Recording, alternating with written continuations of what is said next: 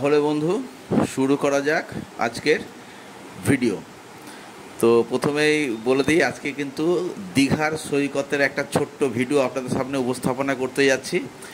চলুন, প্রথমে আমরা গাড়িতে বেরিয়ে পড়েছিলাম খুব সকালে, একটু বৃষ্টি হয়ে গেছে, রাস্তাটাও ভেজা। আমরা সোজা দীঘা ঢোকার আগে সোজা চলে যাচ্ছি মোহনার দিকে। দারুণ মনোরম দৃশ্য, বৃষ্টি ভেজা বিষ্ণু স্নাত রাস্তা, তার মধ্যে আমরা মোহনার দিকে ছুটে চলেছি।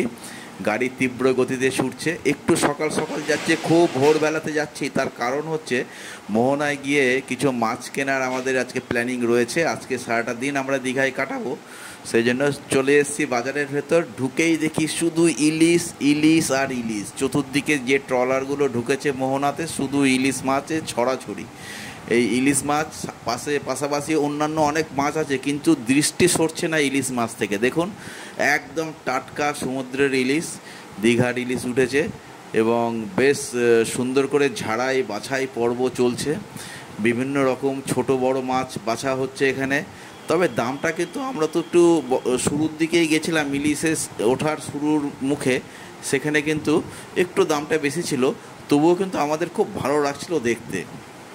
পরে চলে এসেছি প্রচুর রকমের চিংড়ি মাছ, এবং চিংড়ি এখানে ওই টাইগার চিংড়ি আছে, বাগদা চিংড়ি আছে, বিভিন্ন রকম চিংড়ি ভর্তি এখানে, এবং সুন্দর সুন্দর চিংড়ি। কিন্তু বন্ধু, সবথেকে আশ্চর্য হয়ে গেলাম যে কারণে, দেখুন এই চিংড়িটার, দেখুন একটা চিংড়ি মাছ প্রায় 700-800 ওজনের।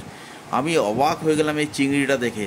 এই দাদা দেখালো আমাকে, দারুণ চিংড়ি। চলে এসেছি আবার আমরা ইলিশ মাছের, এবং বাজারের শেষ প্রান্তে ইলিশ মাছ যেখানে বিক্রি করা হয়, কাটা থেকে উঠে যেখানে চলে আসে, আমরা সেই সব জায়গায় চলে আসছি ঘুরতে ঘুরতে, এবং দারুণ লাগছিল। বিভিন্ন রকমের মাছ আছে, তার মধ্যে আমাদের টার্গেট ছিল যে আমরা এসে টাটকা ইলিশ একটা কিনবো বলে, সেই জন্য আমরা ইলিশের দিকেই ঝুঁকেছিলাম। সাথে সাথে পমপ্লেট আছে, বিভিন্ন রকমের পমপ্লেট, এবং ইলিশ মাছ আমরা খানিকটা দরদামও করা শুরু করেছিলাম। দেখুন আপনাদের বিভিন্ন ধরনের সাজিয়ে কি সুন্দর করে বসেছে পমপ্লেট, বিভিন্ন ধরনের পমপ্লেট মাছ রয়েছে, চিংড়ি মাছ রয়েছে, আর ইলিশ তো রয়েছেই। আর তার সাথে সাথে দীঘায় এসেছি, একটু সমুদ্র আপনাদের দেখাবো না তাই কি হয়? তাই সমুদ্রে যারা সমুদ্রে নেবে আনন্দ করছিলেন, তাদের একটু ছবি সেশন আমি এখানে নিয়েছিলাম, যাতে আপনাদের সাথে একটু সমুদ্রটা শেয়ার করা যায়। আমি অবশ্য সমুদ্রে নামিনি, এবার নামার অবকাশ হয়নি, আমরা একটা কাজে গেছিলাম সেই কাজের জন্য, কিন্তু সমুদ্র আপনাদের দেখানোর জন্য একটু দূর থেকে স্ন্যাপ নিয়েছিলাম। পাশাপাশি সেদিন ছিল ওখানে কোটাল মতন একটা ছিল, কাউকে নামতে দেওয়া হচ্ছিল না। প্রচুর মানুষ কিন্তু জড়ো হয়েছিল স্নান করার জন্য, কিন্তু স্নান করতে পারেনি। প্রচুর ঢেউ আসছে, ঢেউয়ের পর ঢেউ, এবং এত দূর চলে আসছে যে গার্ডওয়েল রয়েছে, গার্ডওয়েল অবধি জল চলে আসছিল।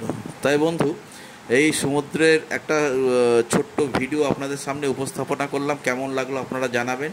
সাথে সাথে আমার এই ভিডিওটি লাইক, শেয়ার ও কমেন্টস করবেন, এবং অবশ্যই সাবস্ক্রাইব করে দেবেন। তো বন্ধু, আজ এই অবধি, দেখা হবে পরের ভিডিওতে। টাটা।